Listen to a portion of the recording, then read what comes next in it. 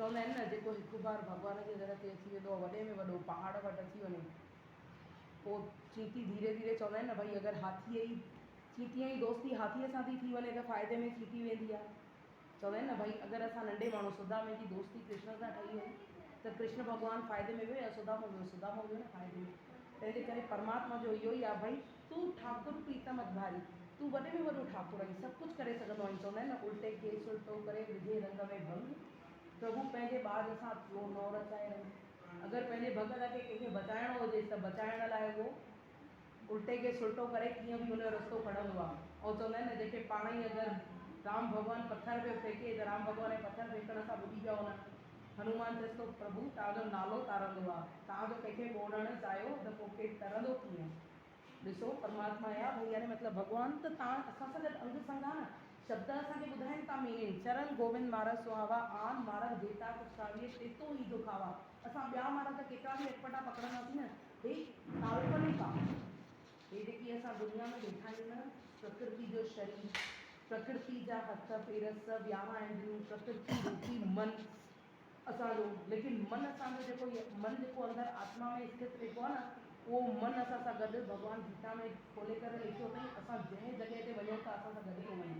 आत्मा सां। छो असांजा कर्म असां सां चवंदा आहिनि न कर्म इंसान खे किथे बि ॻोल्हे वठंदो आहे। जेके असां कर्म कयूं था असांजा ॻोल्हे वठंदा आहिनि। परमात्मा जो दस्तूर ई अहिड़ो आहे हुन कुदरत जा नियम अहिड़ा ठाता अथई सख़्तु गाॾी जेॾी महिल भॻवान खे इच्छा थियसि न विष्णु भॻवान खे कि मां पाण जहिड़ो कंहिंखे ॾिसां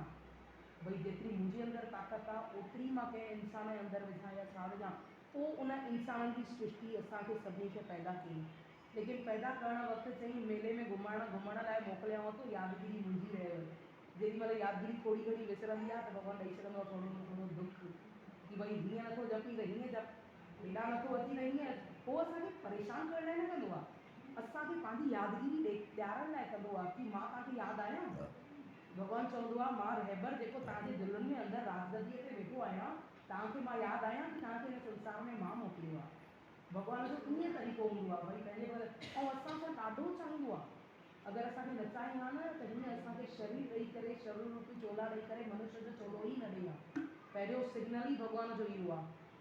84 लख जूड़ियूं हेठि ॾाढियूं आहिनि लेकिन उन मां असांखे धीरे धीरे तरक़ी ते हेसिताईं आंदो अथई मनुष्य जो चोलो ॾिनो अथई, यानी इन जो मतिलबु हाणे मां तव्हांखे मौक़ो ॾिनुमि पाण सां मुलाक़ात करण जो, त असां मुलाक़ात भॻवान सां करणु विसरी करे असां संसार सां चवंदा अथव भॻवान सां मुलाक़ात करण खां पोइ जिते प्रहलाद भॻत ध्रुव भॻत जिते घुमणो अथव घुमी अचो, को परवाह न आहे। लेकिन जेसिताईं असांजी मुलाक़ात रहबर सां नथी थिए तेसिताईं भटकंदा आहियूं, तेसिताईं असांजो भटकाव हूंदो आहे जेसिताईं असां रहबर सां अंदरि पंहिंजे वेठे मन में परमात्मा सां मुलाक़ात नथा कयूं। ऐं हिकु ॻाल्हि ॿुधायो, जेको माण्हू ऊचे पद ते राजगदी ते पहुची वञे, राजा हुजे, उनखे हेठियों पद ॾींदो मंत्री हो या कोई बि ॾींदो न वणंदो आहे, ईअं असां बि हिकु बार मुलाक़ात असांजी आत्मा भॻवान सां करे छॾंदी न, असांखे ख़बर आहे कि असांजो उहो ई सॼणु आहे, असां हुन सां, हो असांजो, असां हुनजा, बसि इहो हिकु रिश्तो आहे। पोइ बाक़ी जेके हूंदा न कर्तव्य निभाईंदासीं, लेकिन हाणे संसार में रही करे बि असां निर्लेप रहंदासीं। भगत सुदामा वांगुरु, उद्धव वांगुरु, कभी उन्हनि छा गृहस्थाश्रम छॾियो? बिल्कुलु न। जिन जिन जा भागवंतनि में, चाहे गुरु ग्रंथ साहिब में, चाहे कंहिं बि जॻह ते गृहस्थ आहिनि, त उन्हनि गृहस्थाश्रम छॾे करे भॻवान जी भक्ति कई आहे? बिल्कुलु न। सभई गृहस्थाश्रम में रहिया आहिनि, जेकी स्थिति कर्मनि जे अनुसार उन्हनि खे जन्म भोगणा आहिनि उहे भोगे करे पोइ परमात्मा सां मिलिया आहिनि, लेकिन रही करे परमात्मा सां हिकु बार दीदार करे छॾिया अथऊं, पोइ उन्हनि खे पंहिंजी स्थिति जो फ़र्क़ु ई न पियो आहे कि ग़रीब हुजे, अमीर हुजे, मिडिल हुजे, छा हुजे, कीअं हुजे, या कंहिं बि जॻह ते हुजे। असांजा हुया नामदेव भगत, रोटी खाइण लाइ हिकु फुल्को मिलियो अथनि, भिक्षा 3 घरनि मां वठंदा, पोइ हिकु जॻह खां भिक्षा थी मिले हिकु फुल्को, त वीचारा घी लॻाए करे खाइण वेठा, मस त कुतो खणी वञे, पोइ चएसि तूं अरे मालिक अकेली ॾुखी रोटी छो थो खाई, पोइ पुठियां पुठियां घी बि ॾियणु वियसि। पोइ भॻवानु प्रगट पइजी वियो, गोविंद भाव भगत का भूखा, तव्हांजी भावना जो भॻवानु आहे। ऐं हिते त चवंदा आहिनि 40 सुखमनियूं, मतिलबु यज्ञ हवन, हिकु गुरु ग्रंथ साहिब जो पाठ थींदो अथव, 40 सुखमनियुनि जो मतिलबु सॼो ॾींहुं जेको हलंदो आहे न पाठ, चङा भला माण्हू बि वेंदा आहिनि त उहे बि केॾी महिल झकी मारंदा, कुझु कंदा, न करे सघंदा, ॾाढी ॾुखी आहे ॻाल्हि। लेकिन साहिबनि खे शाबस आहे जो चवंदा आहिनि, आंटीअ जो भावना ॾाढी कि भई मुंहिंजे घर में थिए, त मुंहिंजी पीउ और भाभी जंहिंजे ज़रिए चवंदा आहिनि भई ॾाढो आहे, ॾाढी ॾुखी ॻाल्हि। परमात्मा जो चवंदा आहिनि न, जंहिंखे चाहे उनखे पंहिंजो वेझो करे। हे सम्झो गुरु ग्रंथ साहिब जो हिकु पाठ थींदो अथव न, पाठ थियण खां पोइ तव्हांजा कष्ट त तरी वेंदा आहिनि गुरुनि जे अचण खां पोइ, लेकिन क़िस्मत बि अगरि चवंदा आहिनि व्याज करी वेंदो आहे। हिकु राजा हो, राजा न ॾे पियो, चवंदा आहिनि भई सचा पर निकिरे पियो, निकिरंदे निकिरंदे घोड़े जी लिॾ खणी फ़क़ीर खे ॾिनई, फ़क़ीर चएसि थो मूंखे भुख लॻी आहे, मूंखे कुझु ॾे। पोइ केॾी महिल वेंदे वेंदे हाणे अंदरि केरु वञे केरु खणी थिए, त गुस्से गुस्से मां घोड़े जी लिॾ ई ॾेई छॾियईं, चओ सतनाम श्री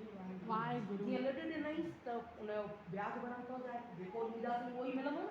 उहो ई वापसि मोटी अची करे मिलंदो। पोइ जेॾी महिल पंहिंजे गुरुअ खां पुछे थो, चए थो मां अहिड़ो कहिड़ो कर्म कयो आहे जो मुंहिंजी छा चइबो आहे तकलीफ़ थी अचे राज्य में, या अहिड़ी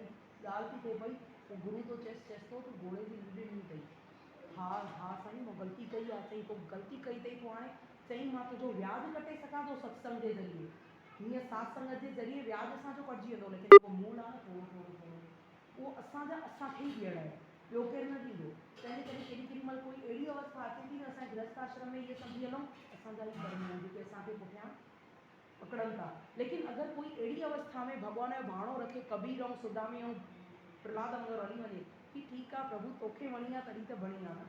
ऐं हिन शरीर में न ॾींदे 5 तत्व जो शरीर प्रकृति जो मिलियल, अॼु न सुभाणे त शरीर में वैल्यू ई कान्हे। जेसिताईं अंदरि प्राण आहे तेसिताईं बीठो माण्हू करोड़नि जो लखनि जो, सुम्हियो त कुखनि जो, ईअं ई आहे न हिसाबु। त तीअं असांजो बि जेसिताईं शरीर में आत्मा आहे जागृत, तेसिताईं ठीकु आहे, पाण ॾेई वठी हिते ई जान सघनि, सुठो पाण सुठी जान तोड़े ईंदुमि त क्लियर थी करे ईंदुमि। चवंदा आहिनि न भॻवानु पंहिंजे भॻत खे अगरि घुराईंदो अथव क्लियर करे घुराईंदो अथव। केॾी महिल अहिड़ा बि तव्हां प्रसंग पंहिंजे गृहस्थाश्रम में ॾिसंदा हूंदव कि कोई माता ॾाढी सेवा थी करे या देवी ॾाढी सेवा थो करे, पर उनखां पोइ बि शारीरिक तकलीफ़ ॾाढी आहे,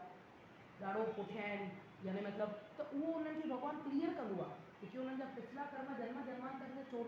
84 लख जूनियूं भोगे आया आहियूं, पोइ उते कहिड़ा कर्म कया हूंदासीं असां, हिते त असांजो ई हूंदियूं न। लेकिन हाणे चवंदा आहिनि हाणे मनुष्य जो चोलो मिलियो आहे न, त हाणे समझदारी मिली आहे, त हींअर सम्झी करे असां अॻिते नया कर्म न ठाहियूं, अॻिते नया कोई अहिड़ा जंजाल पंहिंजे लाइ न फासायूं जेके अॻिते हली असांखे ॿिए जन्म में या ॿिए हिते चवंदा आहिनि भॻवान। ऐं केॾी महिल भॻवानु त राज़ी थींदो अथव त लेखा ई फाड़े छॾींदो अथव। ॾिसो भॻवान जो कैमरो केॾो सुठो आहे, जेके सुठियूं सुठियूं ॻाल्हियूं कयूं था पंहिंजे कैमरे में कैद थो करे छॾे, आहे भॻवानु केॾो दयावान आहे। असांजा चवंदा आहिनि न अगरि असांखे हिकु असांजी ग़लती अगरि निहारे न त असां बीहण लाइक़ु न हुजूं, असांजी ग़लतियुनि ते ॾिसे त असांजा अहिड़ा हिसाब लॻा पिया आहिनि परमात्मा ॾे जो सुठियूं ॻाल्हियूं असांजी कैमरे में कैद कंदो आहे, जेकी ग़लतियूं कंदा आहियूं उहो लिकाए रखंदो आहे। हुनजा त कैमरा ऑन आहिनि न, हुनजा त राति ई ऑन आहिनि। 12-11 माण्हू असांजे भागवत जे हिसाब सां वेहंदा अथव कंधनि ते, जेके असांजी रिपोर्ट तुरंत पहुचाईंदा अथव कहिड़ा कर्म था कनि। पोइ ॿुधो अथव न शुक्राचार्य पियो ॾेई सभिनी शिष्यनि खे, चए पियो भई सभु लिखी करे सभु बकरे खे हिनखे मारे थो, लेकिन हिकु शिष्य आयुसि, चएसि थो पियो बाबा राजा बली, चएसि थो बाबा मां हर जॻह ते ॾिसां त अकेले में बि बीठूं त मूंखे भॻवानु पियो नज़र अचे। चए थो वाह प्रभु पास कीअं बि त राजा बली अची अॻिते हली करे भॻवानु हुन खां ख़ुदि वामन अवतार वठी करे आया आहिनि, यानी पलटी करे पंहिंजो स्वरूप धारे करे आया आहिनि। पोइ तेॾी महिल शुक्राचार्य ॾिसो, अरे भॻवानु अथई बाबा सभु कुझु वठी छॾंदई, चई सभु कुझु वठो त मूंखे मारे करे बि वठी सघे थो, जे अगरि मां ख़ुशीअ सां ॾियां थो त पंहिंजो नालो बि थियां। पोइ अॼु ॾींहं ताईं हुन चवंदा आहिनि भई राज क़ाइमु बि आहे ऐं ईंदड़ मनवंतर में इंद्र जो बि मिलंदुसि, जेकी इच्छा सां तपस्या पियो करे भॻवानु पंहिंजी इच्छा पूरी कंदो अथव। असां जंहिं इच्छा सां हिते तव्हां करायो अथव न हवन यज्ञ हिकु प्रकार सां थियो आहे 40 सुखनि जो, जंहिं इच्छा सां कराईंदा आहियूं उहा इच्छा असांजी देर सवेर पूरी थींदी आहे छो कलयुग में। लेकिन इच्छा जेकी संसारी रखंदा आहियूं उहा संसारी इच्छा जो कोई वैल्यू कान अथव। जीअं कपिड़ा पायो था लायो था, तीअं शरीर जी अवस्था अथव बीठा जे हिसाब सां, हिकु शरीर छॾियूं था ॿिए में था वञूं, हिकु ॿ 4 दिन की ज़िंदगी तेरा मेरी रात कंदा आहिनि, हिकु ॾींहुं अचणु हिकु ॾींहुं वञणु, बाक़ी 2 ॾींहं रहणु, 2 ॾींहंनि जे रहण जे लाइ एतिरो पसारो केरु वेठी आहे मरी करे, केरु वेठो चवंदा आहिनि। ऐं भॻवानु केॾी महिल भॻवानु ॾिसो परमात्मा जा जेके बंदा हूंदा संत दरवेश ठही वेंदा त उहे त पंहिंजे कपिड़नि जी हिननि जी उहो बि सुध न रखंदा, उन्हनि खे छो अंदरी ख़बर पइजी वई न रहबर जी कि जेको अंदरियों असांजो आहे उहो सचो आहे ऐं सभु कुझु अंदर ई अथव। असां जीअं लेडी टाइम ॿाहिरि नथा वञी सघूं, ज़रूरी न आहे कि घर परिवार छॾे करे असां वञूं, लेकिन न इन में रही करे बि असां पंहिंजी ज़िंदगीअ खे संवारे सघूं था। जेतिरो जेतिरो संपर्क जंहिंसां रखंदा आहियो न ओतिरा ओतिरा तव्हांजा वण वधंदा अथव कर्मनि जा। छो संपर्क सुठो संग ॿोड़े संग तारे, संग सुठो रखंदव सत्संगी हूंदो त तव्हांखे बि सत्संगी ठाहे करे पार लॻाए छॾंदो। जे अगरि तव्हांखे चवंदा आहिनि विपरीत माण्हू मिली वियो, रहरास साहिब में बि लिखियलु आहे साकन न दुश्मन माइदारी आहिनि, भई अगरि अटपटो माण्हू मिली वियो त पाण सां गॾु अटपटे संग में विझी वेंदो, पोइ उहो तव्हांखे बि हेठि किराईंदो। ऐं उहो ई अगरि चवंदा आहिनि अगरि तव्हांखे घर में कंहिंसां चवंदा आहिनि रिश्तेदारी या छा नॉर्मली रखणी आहे, कर्तव्य निभाइणा आहिनि, घर में रहणो आहे, घर में रही करे तव्हां शास्त्रनि जो पठन जे मन जेसि ताईं नथो लॻे, चवंदा आहिनि हिकु असांखे आंसर ईंदो आहे कि केॾी महिल वेंदा आहियो त मन नथो लॻे, मन नथो लॻे असांजा पिछला कर्म कहिड़ा आहिनि, असांजा कर्म जेके आहिनि असांजा पाप चवंदा अथव हुते जीअं सत्संग में वेठा आहियूं, अगरि केरु अध में उथी वञे न सम्झिजो हुनजा पापा पकड़नि था पेर खे, अरे भईया हिकिड़ो ॿार जे ज़रिए कंहिंजे बि ज़रिए थींदो अथव ईअं, जेसि ताईं सत्संग में हुन माण्हू खे वेहण ई न ॾींदा, जेसि ताईं असांजा पाप जोर हूंदा आहिनि न तेसि ताईं सत्संग में न वेहण ॾींदा। ऐं अगरि रस्ते ते बि वेंदे कंहिंखे सत्संग ॿुधण थो अची वञे 2 मिंट वेही था रहो त सम्झिजो तव्हांजो कोई कर्म जाॻियो आहे जो तव्हांखे 2 घड़ी जो सत्संग मिलियो आहे। तो 1 घड़ी आधी कीर्तनी आहे तुलसी संगत साथ की हरे तो तव्हांखे सत्संग जी घड़ी ॾाढी महाल आहे। संत महात्मा दरवेशनि जी जेकी साथ संगत अथव न ॾाढी, ऐं जेतिरो दुनियादारी में वधीक घुसंदव न ओतिरो भॻवान ॾे घुसण में तव्हांखे समय लॻंदो। जेतिरो असां कीचड़ में वधीक पेर लॻंदासीं त कीचड़ मां कढण लाइ बि त तकलीफ़ थींदी न, ओतिरी महिनत लॻंदी, जेतिरी महिनत वञण में थी लॻे ओतिरी महिनत उन खां डबल पाण निकिरण में लॻंदी, डबल न त ओतिरी त ज़रूरु लॻंदी। तीअं असां बि जेतिरो दुनियादारी में हिन में हुन में जेतिरो गॉसिप में हिननि में जेतिरो पेर घुसाईंदासीं ओतिरो वधीक कीचड़, जेतिरो परे रहंदासीं उपरी कमल जो गुल कीअं हूंदो आहे कीचड़ खां मथे हूंदो आहे तॾहिं पूरो खिलियल हूंदो आहे, कि असांखे पंहिंजी आत्मा खे बि ईअं रखिणो आहे, रहणो त हिते ई आहे संसार में, हिन सभिनी जे विच में कर्तव्य बि निभाइणा आहिनि, कर्तव्यनि खां परे न हटणो आहे। चवंदा आहिनि न अर्जुन खे भॻवानु चएसि पियो न गीता में, चएसि पियो अर्जुन हे जेके तुंहिंजा विपरीत माण्हू आहिनि उन्हनि खे तूं धनुष बाण खण, तूं न बि मारंदे तॾहिं बि मरियल अथई, तॾहिं बि तुंहिंजे तीर हलाइण खां अॻु में सिर्फ़ु जस जो भागी तोखे थियणो आहे। छो मथां जो जेको अगरि हिते तूं न विढ़ंदे न हिते अगरि असां जेकी असांखे कुदरती ऐं जेकी धर्मराज ऐं असांजी जेकी लिखत जे हिसाब सां लड़ायूं आहिनि, कुदरती आत्मा जूं लड़ायूं, ॿारु पैदा थींदो अथव त पुठियां संघर्ष करे ईंदो अथव, जे अगरि पैदा थियण खां पोइ हिते हिन संसार में थो अचे त बि संघर्ष कंदो आहे, माउ जे लाइ बि संघर्ष वधंदो आहे, अकेले ॿार लाइ न वधंदो आहे, माउ पीउ लाइ बि वधंदो आहे। प्लस उहो ॿारु अगरि कोई कर्म 12 साले ताईं 5 साले ताईं जीअं नंढा बचड़ा अथव 5 साले ताईं अगरि कोई ॿारु ग़लती करे थो न उहो माउ पीउ जे मथां ईंदो अथव पाप, लिखियलु अथव भागवत में कि कुझु बि अगरि तव्हांजो गुनाह थो करे औलाद त 5 साले ताईं, 12 साले ताईं तव्हां हुनखे न 5 साले ताईं निर्दोष आहिनि, 12 साले ताईं भाउ पीउ मथां 12 साले खां पोइ जेको बि पाप कंदो ॿार उहो सॼो हुनजो ख़ुदा करता धरता पोइ उनखे ख़ुदि उते मथे ॾियणी पवंदी गवाही धर्मराज वटि लिखियल अथव शास्त्र में खोले खोले ऐं ॿुधण खां पोइ बि असां कॾहिं चवंदा आहिनि न जेसि ताईं इंसानु नथो ॿुधे अंजान आहे अंजान खे माफ़ी अथव ॿुधण खां पोइ पाण पंहिंजे लाइ वधियो ॿुधण खां पोइ पाण वधियो चवंदा अथव भॻवानु ईंदो अथव तव्हां ॾिसो समय समय ते राम सीता भॻवान सत्संगनि में हिननि में असांजे गुरुनि ॾे वेंदा आश्रमनि में सत्संग ॿुधणु माता भोलेनाथ पार्वती माता माता खे बि वठी वेंदा हुआ ऋषियुनि मुनियुनि जे आश्रम में सत्संग ॿुधणु जिन जिन तव्हां भागवत जा प्रसंग अगरि कुझु कंहिं ॿुधा हूंदा न उन्हनि में खोले करे लिखियलु अथव उहे बि कुझु घड़ी 5-5 10-10 मिंट पंहिंजे गृहस्था हेॾा मालिक महलनि जा राजा थी करे तॾहिं बि उन्हनि सभु कुझु छॾे करे परमात्मा जे दर ते वेंदा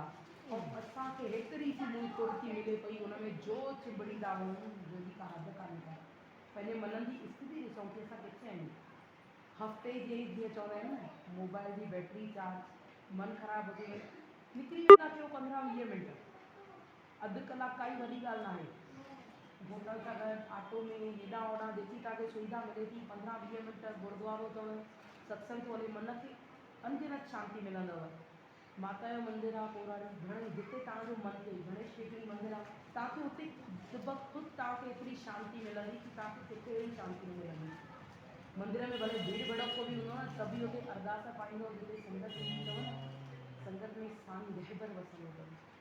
रहबर जिते मन तव्हांजो थिए जिते तव्हांजी आत्मा थिए 15 मिंट ज़रूरी न आहे गुरु ग्रंथ साहिब जी हाज़िरी आहे आसे पासे में किथे उते 15 मिंट जे 40 ॾींहंनि जी पाण हिते 40 सुखमणियूं कयूं आहिनि कंहिंजा कम अटकनव था कुझु कमु नथो थिए 40 ॾींहंनि जी गुरुनि जे हिते रोटी ठाहे छॾियो पोइ रोटी हिकिड़ी रोज़ु रखे थो गुरुनि जा पेर धोई करे पी अचो पोइ ॻाल्हाइजो तव्हांजा कम थियनि था नथा थियनि व्याज त कटिजी वेंदो आहे बाबा थोरो घणो मूल त उहो ॾियणो ई ॾियणो आहे न माना मूल खां त केरु न भॼी सघंदो मूल खां त भॻवान बि न भॼी सघियो आहे राम भॻवान खे बि नारद मुनीअ खे जॾहिं उन्हनि ॾिनो आहे श्राप नारद मुनी शादी करण जी इच्छा थो करे त शादी करण वक़्तु नारद मुनी चएसि थो तूं मुंहिंजी शादी थियण न ॾिनी अथई हाणे इहो वानर ई तुंहिंजी मदद कंदे तुंहिंजी बि सीता खे भॼाईंदा सच ॻाल्हि थी भॻवान खे बि उते मथे अगरि कुझु लॻे थो त हुनखे ॾियणो थो पए कृष्ण भॻवान बि ॿालीअ ते हलियो अथई सुधीर जे भाउ खे तीर त हुनखे ॿिए जन्म में अची करे कृष्ण जे रूप में जो पेर में तीर कृष्ण भॻवान हणनि था उहो शरीर था छॾनि पिया भॻवान खे बि ॾियणो पियो अथव त असां केरु आहियूं जॾहिं हुन असांखे पंहिंजे त असांखे ॾाढो भॻवानु छा ॿुधायो मनुष्य जो चोलो मिलियो अथव न ॾाढो शानीयो अथव ॾाढो जॾहिं तव्हांजो अथव तॾहिं असांखे मनुष्य जो चोलो मिलियो अथव अचो हाणे समाप्तीअ दौर ते हलूं ऐं गुरूअ खे उथंदे वेंदे इहा ई अरदास कयूं शल हुनजे चरणनि सां रहिजी अचे जे तूं न छलींदे